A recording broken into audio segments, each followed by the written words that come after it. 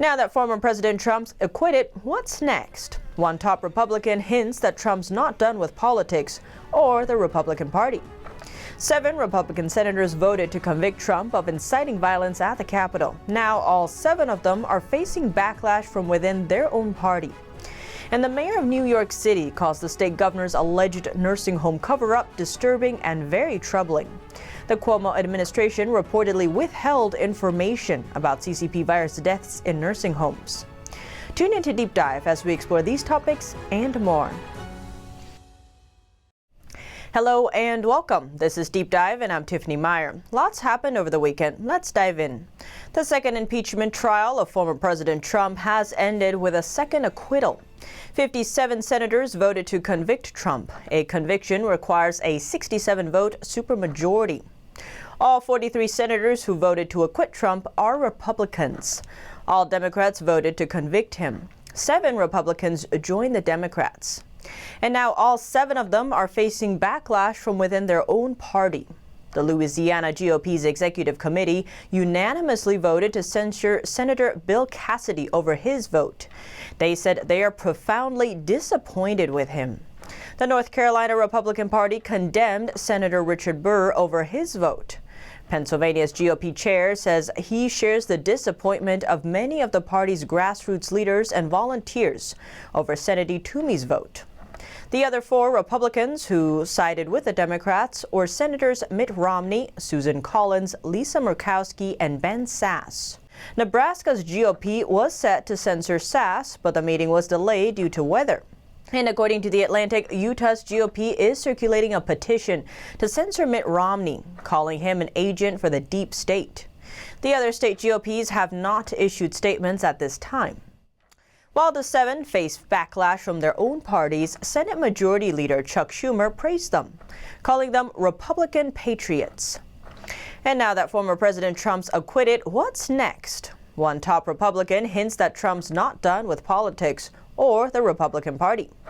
Senator Lindsay Graham gave hints about Trump's next moves on Sunday. He told Fox News Trump is ready to move on and rebuild the Republican Party. He is excited about 2022. Graham says they are going to talk about it soon. Trump's statement also gave some hints.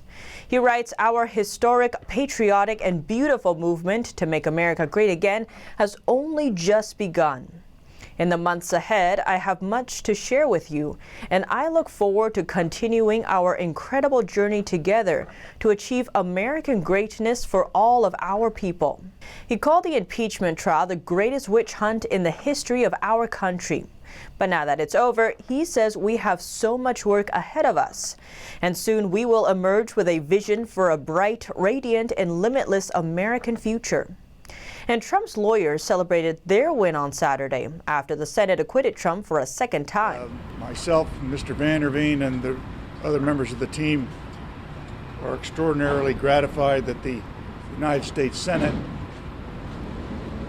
decided, as they did, to protect our constitutional way of life and not go down the road of endless impeachments. The Senate fell short of the 2/3 majority needed to convict Trump on a charge of incitement of insurrection. Trump left office on January 20th, so impeachment couldn't be used to remove him from power, but Democrats hoped a conviction would hold him responsible for the Capitol violence on January 6th and prevent him from holding office in the future. Trump's lawyers argued that his speech at the rally was protected by his right to free speech, and they said he wasn't given due process in the hearings. Looking forward, Trump says, "Together, there is nothing we cannot accomplish. We remain one people, one family, and one glorious nation under God, and it is our responsibility to preserve this magnificent inheritance for our children and for generations of Americans to come." Speaking of free speech, Parler is back online. As of 10 a.m. Eastern Time, the social media platform was back online. The interim CEO told Just the News the company moved to a new server farm. The social media platform saw a massive spike in users after the November 3rd election, as many people moved from Facebook, Twitter, and other social media sites over fears of censorship. After the January 6th Capitol breach, Google and Apple took action against Parler. And days later, Amazon terminated its hosting service agreement with the company. The interim CEO didn't disclose what company is hosting Parler now. He did say the firm is using artificial intelligence programs and human editors to investigate speech that violates its terms of service agreement. It seems Parler is back up and aims to stay. On big tech, there's growing pushback against a few giants monopolizing the markets.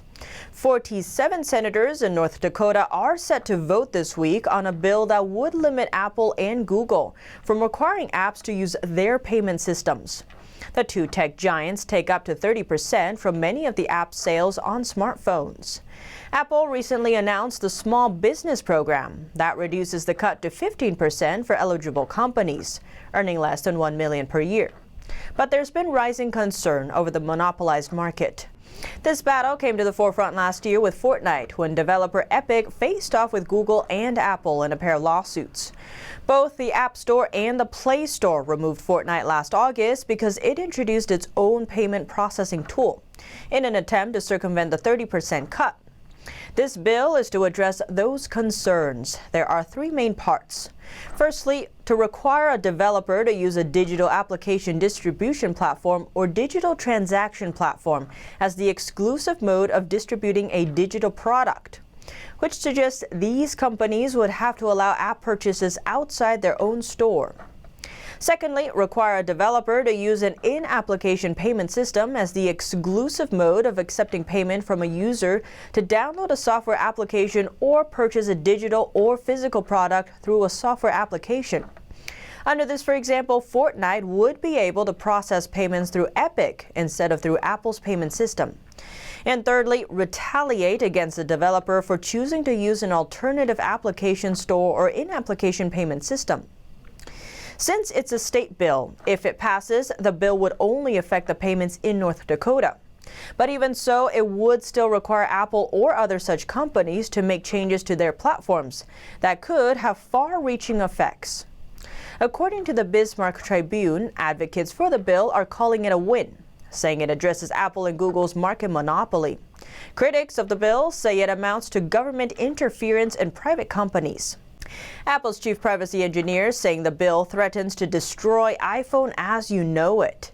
He says the bill would mandate changes that would undermine the privacy, security, safety, and performance that's built into iPhone by design. The North Dakota bill is the latest in a series of states taking a stance against big tech. In the state of Texas, Senator Brian Hughes is working with Governor Greg Abbott and state legislatures on a bill that would prevent companies from taking action to moderate user content based on political viewpoints. The bill would allow citizens legal recourse if they are deplatformed or censored. His announcement follows Florida's new legislation penalizing social media companies that deplatform candidates during an election. Florida Governor Ron DeSantis said at a press conference that social media companies started out as neutral platforms that offered an avenue of free speech, but have now become narrative enforcers. He said they now manipulate news and influence election outcomes. Florida will require companies who promote a candidate to record these endorsements as political campaign contributions.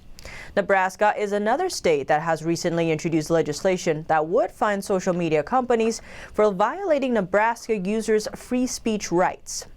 Senator Kurt Friesen introduced the bill, saying he's concerned about the power of big tech executives to moderate online speech. New York is considering a bill that would make it easier for the state to sue big tech over antitrust issues. Speaking of New York, the mayor calls the state governor's alleged nursing home cover-up disturbing and very troubling. The Cuomo administration reportedly withheld information about CCP virus deaths in nursing homes. Mayor Bill DeBlasio urged for a full accounting of the situation on Friday.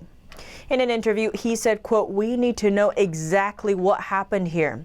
We need to make sure nothing like this ever happens again." He said on WNYC's The Brian Layer Show, "Think about seniors who their lives were in the balance and their families just desperate to get them the help they needed. We need to know exactly what happened here. We need to make sure nothing like this ever happens again." DeBlasio has often disagreed with Cuomo over the handling of the pandemic. The New York Post first reported the alleged cover-up. In an audio recording, New York Governor Cuomo's chief of staff, Melissa DeRosa, spoke to a handful of Democrat politicians. She said the governor's office feared the Justice Department could use the numbers against them. She said they were worried then President Trump would use the information as a, quote, giant political football against them. The mayor's comments came as DeRosa sought to clarify her remarks, saying in a statement that the governor's office was comprehensive and transparent in its responses to the Justice Department. But what do you think? Let me know below. Thanks for tuning in to Deep Dive. I'm Tiffany Meier, and see you soon.